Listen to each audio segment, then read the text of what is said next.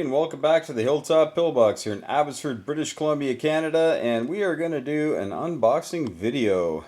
I did one, 3-4 years ago, and some people didn't like it because it was kind of a joke, but if we look here, we see that this thing is absolutely still in the shrink. Just got it. Had to drive down to the States to get it, but hey, it's cheaper than shipping it up north. It's expensive enough as it was on the shipping. But this is A Most Fearful Sacrifice. Of course, this is about the Battle of Gettysburg from Flying Pig Games. And I guess we can show you what the back looks like. Very nice. Nicely colored, nicely appointed game. Really like it.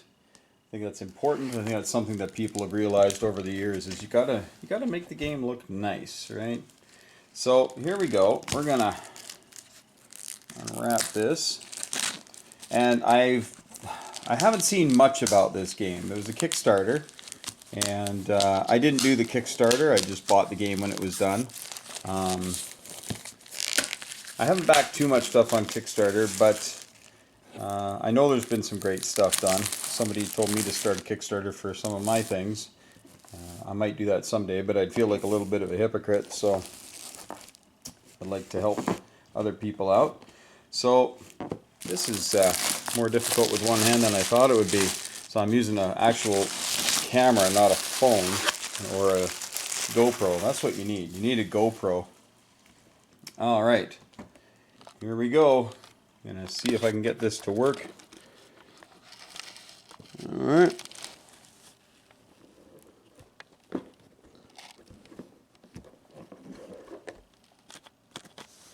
Alright, here we go.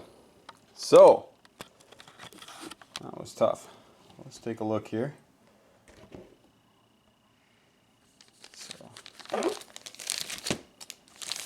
So we've got a scenarios book, so obviously you got rules and then different setups you can do.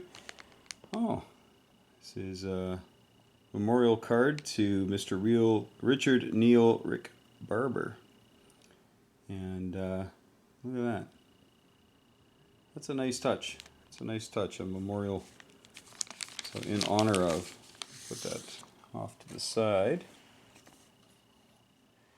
Alright, so here we go. So we've got this is just an open bag, which is likely a lot cheaper for them than having to seal or put a Ziploc on it. Let's take a look at this scenario book. So I assume there's like really short ones and ones that are much more difficult. Got the Union set up. Confederate. That looks pretty oh nice, they've actually got a schedule here and the hours that certain reinforcements come in. Huh. Now this says that this is a learning scenario, so that's helpful. And then we have a small scenario. And we're going to move along to see if we can find some other. These are all small scenarios as I'm reading them. I'm going through small scenarios. And then we get, oh, these are medium scenarios now. Wow, looks like there's a lot more stuff coming in here. A lot more stuff coming in. These are still medium scenarios. Here. Oh, now we got a small scenario again. Where's small? Oh, here we go. Now we have the grand battle scenario. All this is my fault. That's got to be Pickett's charge. That's got to be, because I remember that's what Lee said when Pickett's charge didn't work. Oh, I could be wrong. Unless this is the whole thing. Oh, it says it covers all 3 days of the Battle of Gettysburg. So there you go. Wow, this is huge. This is huge. Look at this, and it's going hour by hour, so obviously there's going to be an hour tracker on the board once we get there. Wow, just gorgeous. Really love it. Holy cow. That's a big map. I'm going to have to definitely pause the pause the video to put the map out. Won't be able to do that with one hand. And then we have the Grand Battle. A more open Grand Battle. So I guess it's not quite as structured, not quite as tailored to history. I'm assuming that's what that means. So I'm going to go back to uses historical arrival times and locations. So then this one here is more of a free play. Okay. Well, that's pretty cool. That's a nice idea. I like that. And that's one of those things like when you play... boy, I can't even think of the name of the game right now. Well, the American Civil War is what? Battle Cry, yeah. So Battle Cry is very much, it's dictated to you what is where and where they are and all the rest and what they can do. But this seems to have some options to it. Then we got the rule book. How big is the rule book? Well, this rule book actually looks more like a... Oh, no, I was wrong. Okay, it is definitely a book. Wow, that's nice. That's nice. Oh, there you go. John Bell Hood, right there. Alright. Oh, look at that.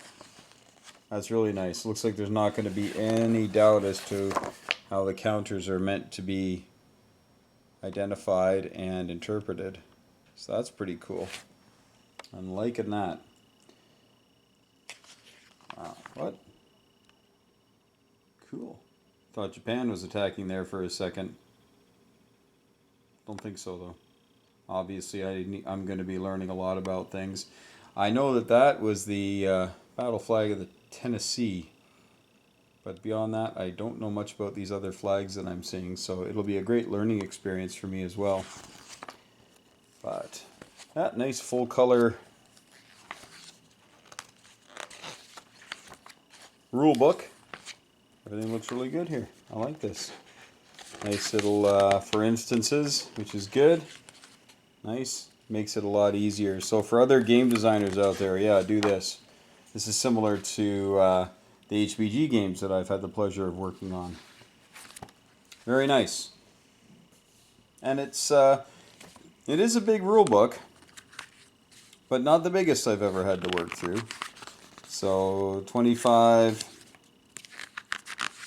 27.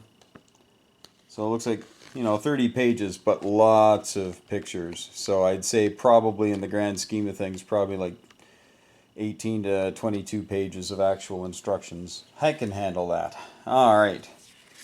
And then the scenario, there's a setup guide for the scenarios. So that's really cool. All right. That makes it easier, a little quick help. And what is this? Combat event table. So if you roll double one, double two, double three, that's kind of cool. So it's not just doubles do one thing, it's depends on what doubles you roll. Ooh, Frenzy. Like the sound of that. Order 66. All right. And then over here we've got the close fight resolution, the dice sum. Oh, wow. Yeah, 7. I was hoping 7 wouldn't be that big of a deal. Stalemate looks pretty cool. That's interesting. Another player aid card. That's really small. My old eyes might have trouble with that. I'm supposed to go get glasses, but I'm kind of putting it off now. Just don't want to crack.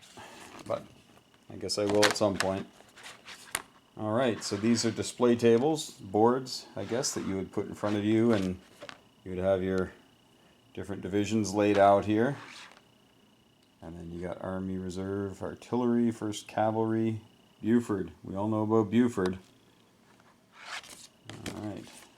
The kids in my Social Studies 9 class heard about Buford this year, so make sure they know. Even though we're Canadian, I think it's probably one of the most important wars fought in the last little while. Little while meaning of human history. And there's the command display, and of course then you're going to have for the Confederacy as well. Longstreet, Hill, Ewell. Boy, they had some they did have some great commanders, didn't they? Alright, and on to the Jits. And all the tokens, the units, and shaken. I saw these very briefly on a instructional video, and they go underneath the units, so you can see that they're not doing quite as well. And so as you get shaken, you are less effective at fighting.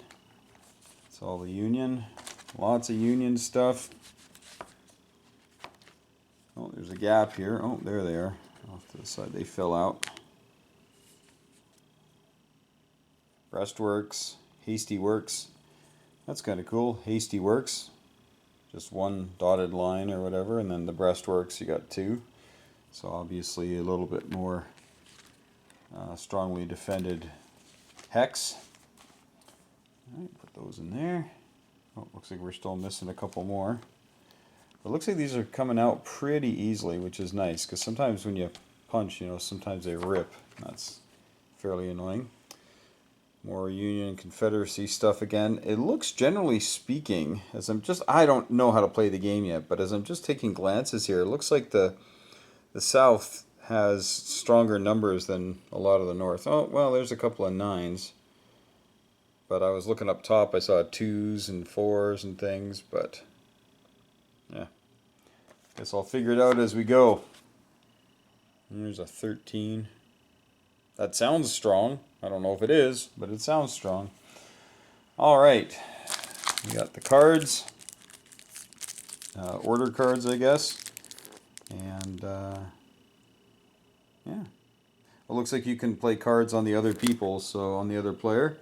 So play this event immediately before any one Confederate artillery unit issues a fire combat. And this is obviously United States of America, not the Confederate States. So it looks like you can play. And you get to impact their game. Got some leadership cards here, I guess. Different leaders. The backs are identical, so I wonder how they get divided up. But I will learn that. And then you get your little dice here. I saw them rolling one red, one black, one white in the instructional video, but I didn't know the rules, so I didn't know. It looked like he was adding together and then comparing. So, holy cow! If you look at how the box is, it's fairly deep. Oh, I found the other two guys. It's fairly deep, but it looks like about 3/4 of it is meant for the board. Can that be true? Yeah, that'd be true. Okay, so I'm going to take a couple of minutes here to kind of set this up a little bit, and we'll take a look at it. So far, very impressed with the game. It was pricey, but I'm finding out that quality costs, right? And if you want something good, be willing to pay for it. And know that when you break it down at a cost per use, and the number of your buddies who are going to be playing with you, and the hours and hours and hours of enjoyment you're going to get out of it, gaming is likely one of the cheapest hobbies you can possibly have. Even when you spend a lot of money. This game here, with the shipping and everything, was 200 Canadian. So about 145 American with the shipping. I did get it shipped just in the, like I say, in the States, and I had to go pick that up, and that cost me a few extra bucks in gas and locker fees. So about 210 bucks total, I guess, maybe 215. Price of gas is kind of high right now. Anyway, that's enough. I ramble. Here we go. I'm going to show you what the board looks like once it's laid right out. Wow, this sure is a gorgeous map. Really, really nice. It's about 40 inches by 60 inches. So about that big, give or take. I don't know the exact dimensions, but looks like we're looking at Gettysburg here from the south. Here's the Chambersburg Pike. This is where Buford made his stand, up around this area, and then back here, and then retreated back into town. Seminary Ridge, of course, town to Gettysburg. Cemetery Hill, Culps, and then we've got the famous little round top over here. Devil's Den, I guess the peach orchard is right about here. Yeah, just great stuff. Emmetsburg Road. Harrisburg is over here, Carlisle. Yeah, this is just great. And the numbers, not sure the numbers yet, except obviously, I guess what they are places to put units. And it looks like they're done quite logically. So starting at the top, 3,900 and then down. So this is, looks like it starts at 10, 11, 12, 13, 14, 15, all the way across. You get across to 40. Okay, so 10 to 40. So that's what, 31 hexes across? And then about 35 hexes down, it looks like, if they start at 0, and it looks like they do. The color coding is elevation. So if you look at the dark green, that always is going to run along the river. That's the lowest points. And then it goes to the the lighter green, and then the light yellow and darker yellow and up to orange. And of course, Big Round Top is one of the highest points in the area. So it's a darker brown hex. And you also will see on occasion, you'll see numbers. So here's a 4. That lets you know that's an elevation reference height. And then over here, there's a 5. And there's some different ones over here. There's more 5s. They're kind of dotted around. This darker green is a 6, right? 6s. There's 5s again. 6s, 7s. You see 8s, right? I'll take a look at Big Round Top, see what Round Top is. It's hard to even say. I know what that is. These are 9s though, so I'm assuming that's probably a 10. It's probably in there somewhere. But yeah, gorgeous map. Looks like a pretty intuitive way to read it. Not seeing any real problems reading anything here. Some of the words are upside down, but I think that's probably to help out the people on the other side of the table. But looks a little scattered as far as names go, I guess, because this is upside down. This is kind of right side up, right side up, right side up, and then it's upside down again. So that's what I'm going to assume, is that it's kind of facing the people that you're on the side. Although Emmetsburg is backwards here, so maybe there is no rhyme or reason to it. Maybe it's wherever they had room to write is what they did. Because yeah, that's upside down. These are upside down here. So, but I really like the map. Looks very simple and easy to find things. And then this looks like the tracker for each day of battle. Right? Goes up by the hour. And then you get to dusk. And of course, you're not going to be fighting major engagements after the sun goes down. Alright, so what I'm going to do is I'm just going to put up one of the small scenarios, and we'll take a look and see what we see. Alright, so here we are with the learning scenario, and it's a pretty easy setup. Finding the little guys in the big collection of little guys. So that's all the Confederate tokens in there, and these are all the Union tokens. But as you look, they're pretty easy to read, but there's just a lot of them to look through. So essentially we got Ward with 2 units and Vincent with 2 units, and then you look at the numbers. And this is what I use to find them, actually, as these numbers, because they're a lot easier to read than the names at the top. For old eyes, maybe yours are better than mine, but that was how I found those a little bit more easily. And then it's got the hex location, so 2921. So knowing that it goes across this way, you get to 2921, and that goes there. And the other one is at 2622, so you go across to 26 and come down to 22. So very intuitive, very easy to follow. And then over here it shows you where to set up the tokens, and there's some reinforcements, 2 for the Union, 1 for the Confederacy coming in. This scenario is 3 turns long, 4 p.m., 5 p.m., and it ends at the end of the 6 p.m. turn. So that's all it took to set this up. As far as the map goes, there's cards and things. I wish I had time to actually play this right now, but I don't. But that's a Most Fearful Sacrifice, just the bare bones. You have to supply your own bags to put things away, but if you're anything like me, you got lots of these things laying around from other games, and of course every time I order something from Historical Board Gaming, I get a mitt full of these things.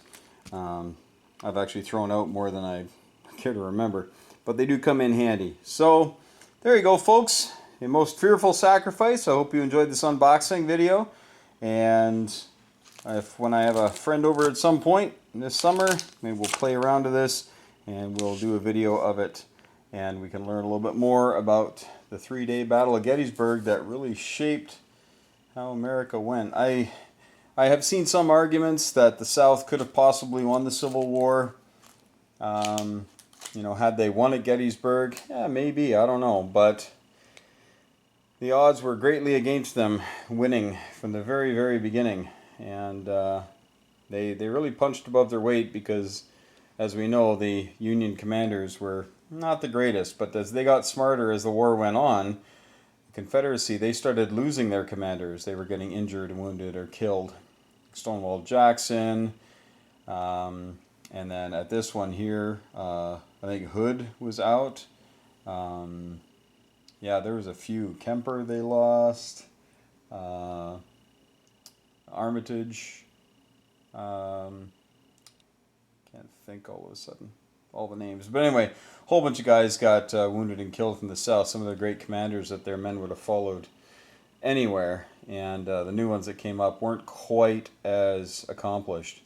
And whereas the North learned from all of its mistakes, and then all of a sudden they could put to use their superior numbers and firepower, and mobility was a big thing. Much better rail network to move things around. And yeah, and we know what happened after Gettysburg, right? It was all downhill after that for the South. So anyway, there you go, folks. I'm looking forward to getting this out again sometime and giving a whirl. Thanks for watching, folks. And hey, although there's not many in this game, sure hope the dice are with me.